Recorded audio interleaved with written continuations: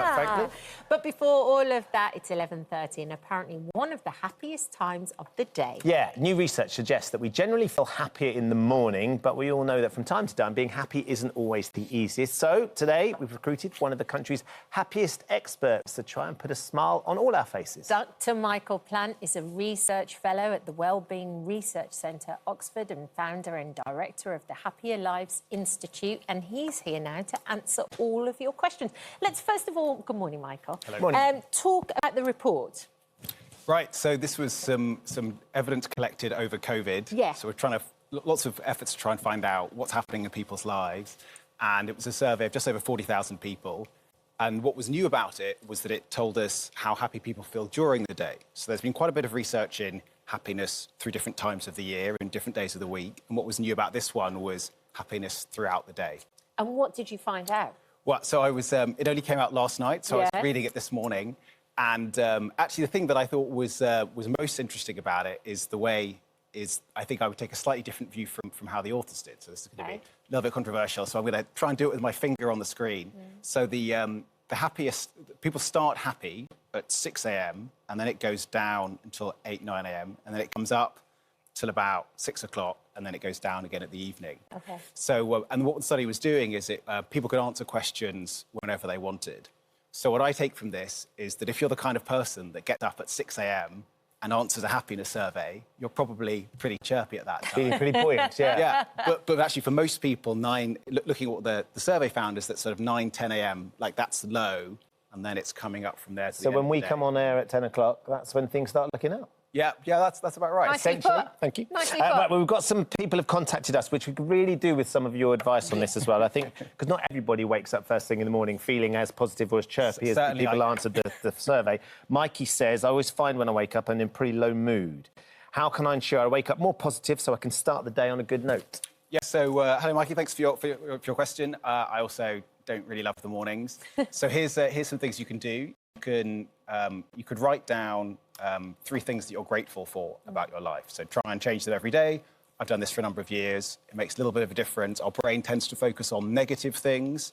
That's, it's good to help us survive. We're evolved to be sensitive to danger, so that's helping us pay attention to the positive. So what sort of things would you write down then? So you might say, I'm grateful for my girlfriend, for my wonderful colleagues, for the new movie I watched yesterday. It doesn't have to be anything in particular. It doesn't have to be grand necessarily. No, you're just trying to find new things that you're grateful for, so that you're kind of changing your neural circuits to focus on those. Very simple, nice, practical option. Go for that, Mikey. Let us know how you get on.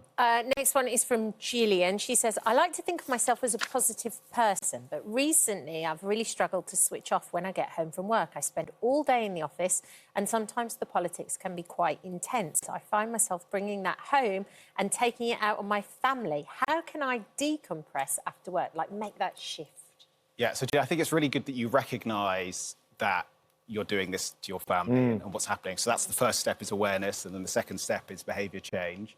So I think what you could do is you could try and talk to your family to say, hey, actually, what's going on? I'm finding work really difficult. It's not you. I'm struggling with it.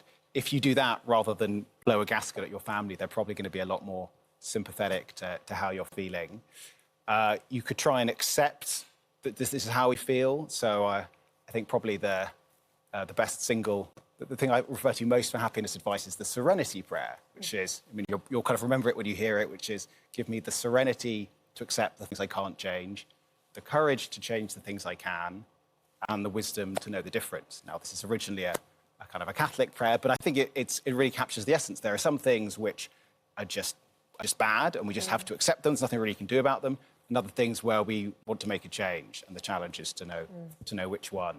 So that's what I would say to Gillian. And the other thing, I'm just looking at my notes, is after you come out of work, you could try and find a kind of palate cleansing activity.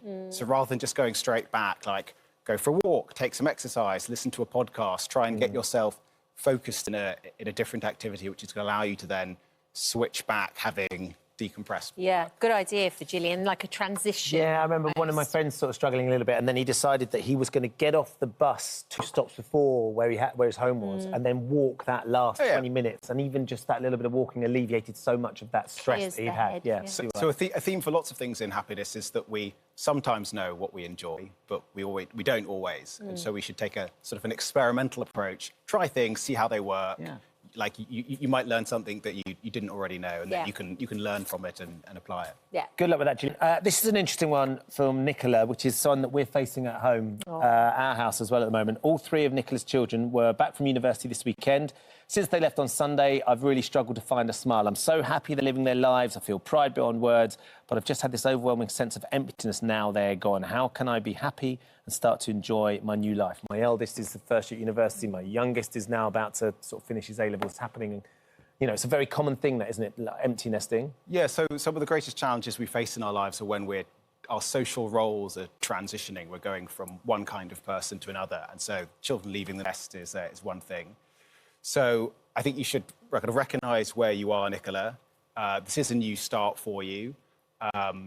You should chat to other people who are in a similar position. It might be, I mean, if you'll probably know other parents with children the same age, and so you should talk to them. You'll probably find that all of they're going through the same challenges. And then I would suggest you treat this as, I mean, it is a challenge, but you can also see it as an opportunity. You can think, well, you've been looking after children for a number of years. What do you want to do with the rest of your life? And, I mean, Nicola doesn't tell us where she is, if she's close to retirement or not, but with the extra time, you could think about volunteering, you could think about taking up some other roles, which is going to allow you to make a contribution.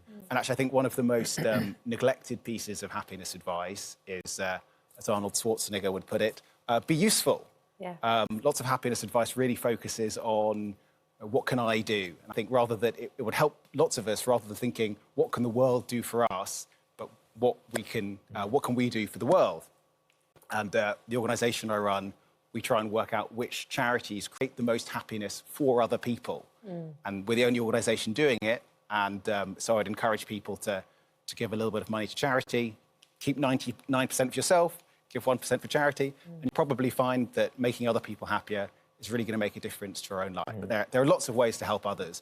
And if you're just worrying just about your own life, focusing on what you can do for others will probably break you out of there. You'll feel the social engagement, the gratitude, and that will help move you forward. Makes a big difference. I think one of the things, Nicola, that we try and do is when Sam's gone back to university or such, is we organise to actually do something. So they've gone, and then we'll go out for a walk, or we'll go out for a drink, or we'll go out for dinner, and we will distract from the fact that the house is suddenly quiet. It's the quiet, isn't it, that makes you feel melancholy? They're so enormous. I've got men living in my house. It's really annoying. And they take up so much space, and then when they're gone, the sofas are empty. There's not as much mess. So we try and go out, do something together, reconnect, and then come back, and it doesn't seem quite so empty, I think. Yeah. It's not sad. It's just a bit melancholy. It's just Yeah, I know. You should feel proud that they've grown up, blossomed, reached that stage. Yeah. For sure. Thank you. So much, It's good to meet you. Thank you.